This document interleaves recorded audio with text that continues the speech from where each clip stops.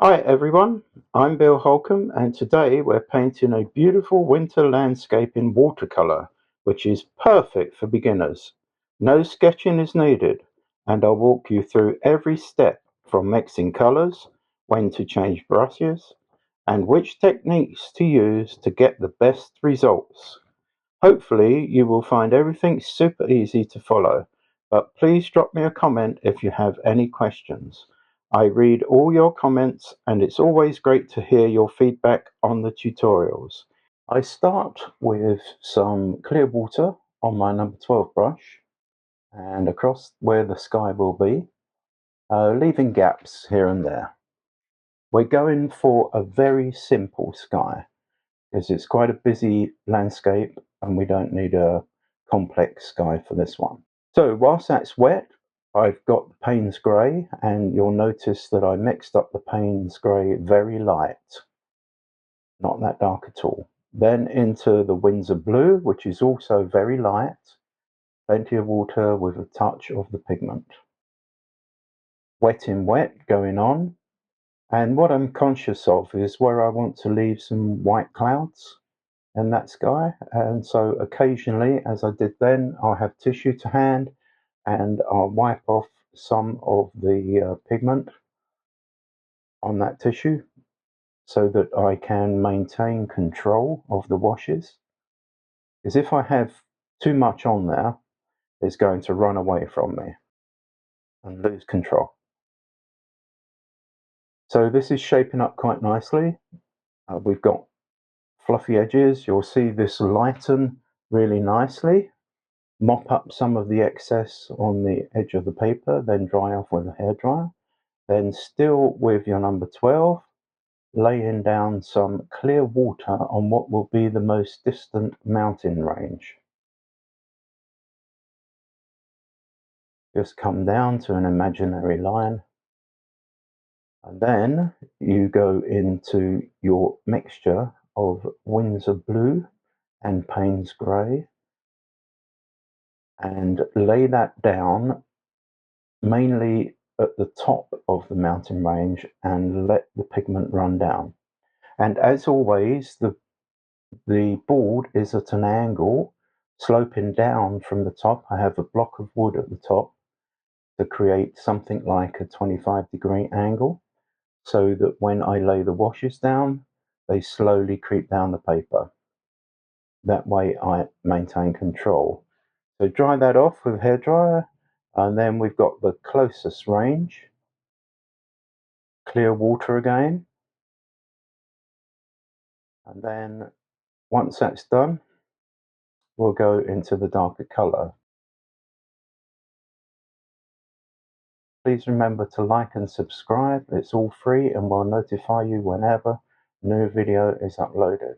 So I've gone to my number 6 brush to lay down the dark pigment on that mountain range, and you can darken as necessary.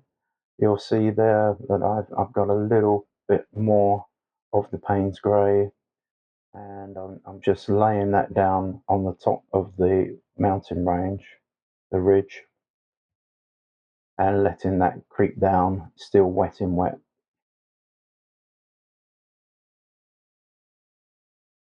Then I've got the flat brush, small flat brush. It can be something like a quarter size, and I'm just indicating distant trees at, at the top of the mountain ranges.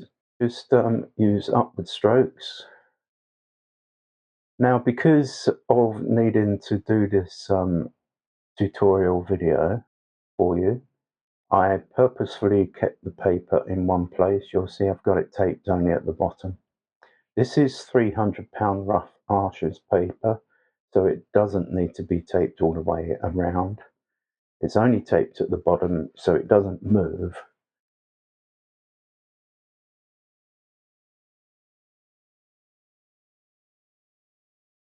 And dry that off with a hairdryer, dry as light as always. Then still using our flat brush, you can go to your lightest green, start laying down some of the trees that are in the middle ground area.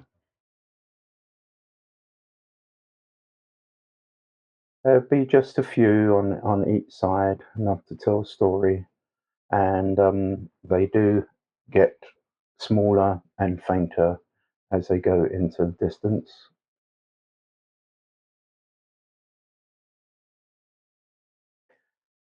So whilst that first pigment is wet, we go into the medium color of green. And here and there, I'm purposefully going to be scraping the brush over the paper. This is rough texture paper, so it lends itself to this scraping technique with a brush. And then I've got broken lines and so forth, and it helps give texture to what you're painting.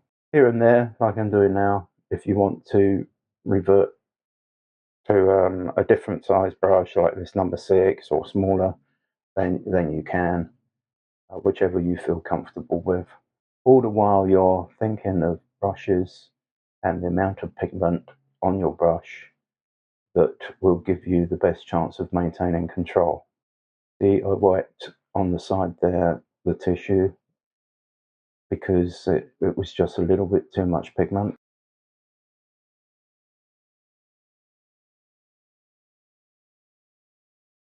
Also, at the base of the trees, um, this foreground area will be a snow situation with a stream running through. And at the base of the trees, you can use that scraping technique as if there's snow here and there, and here and there, there's grass showing through the snow, little bank areas, and so forth to make it more interesting.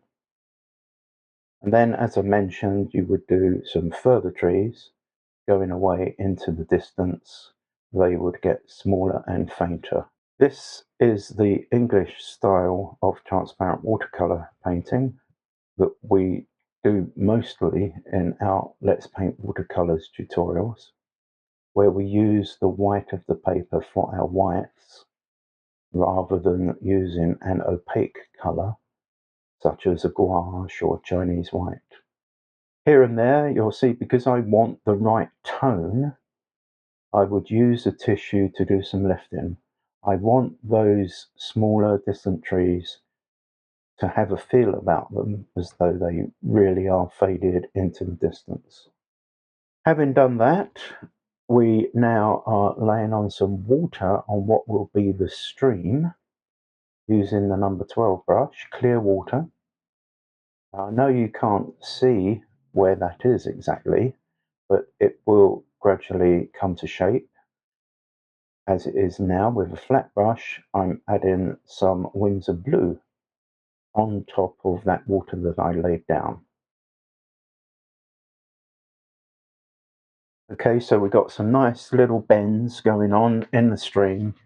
It gets thinner as it goes away from us, and there are little bends where it widens and then goes thinner again. It meanders.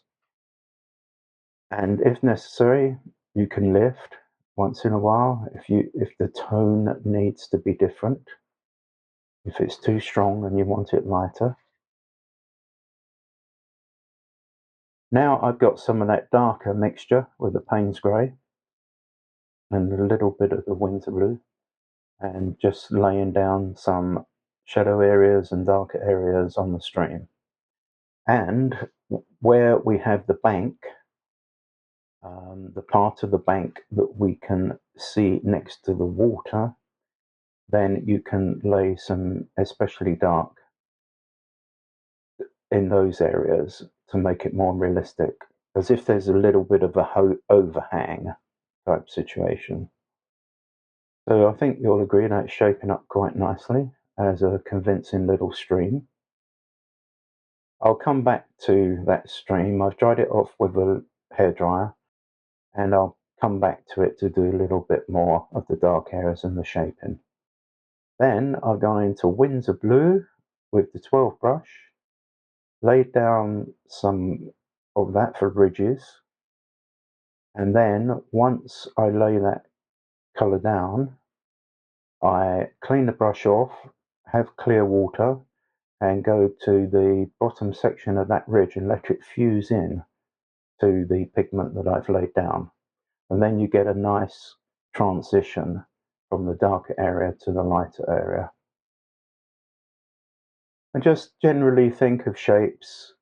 We've got the banks coming down to the stream area, so they're high on the left and right sides, and then they dip down as they come towards the stream. Just bear that in mind.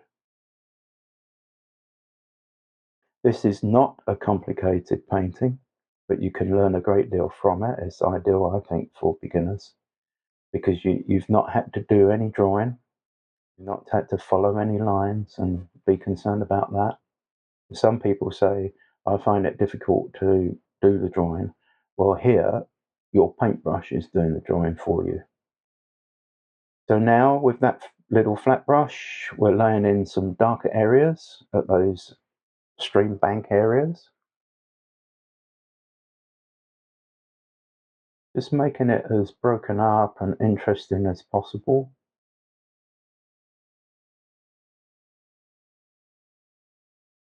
Then we can have little tiny tufts of grass poking through the snow here and there.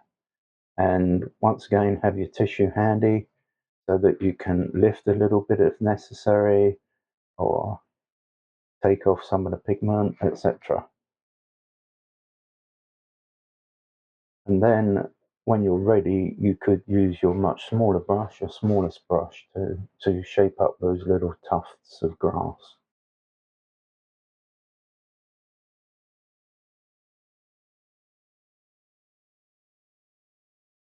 So here we go with a smaller brush, something like a number 2.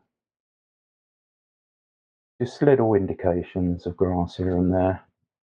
Don't overdo it on those, because it won't look natural enough if you put loads and loads of clumps of that grass coming poking through. We're making good progress. We're getting quite close to the end, so I'm just finishing off now. Thinking of tonal values, please remember again to like and subscribe because it's all free. We'll notify you of future videos. This is the good stage to just think of tonal values, and here and there where you need to strengthen something, weaken something, this is the time to do it. And we won't be playing around with this much longer because you can overdo it. You'll soon know from regular painting when the time has come to call it a day, stop and call that painting finished. We're very close to that. So I hope you've enjoyed this. I think you'll learn a great deal from it. And here we are, is a finished painting. If you enjoyed this tutorial, give my other beginner videos a try by clicking this thumbnail.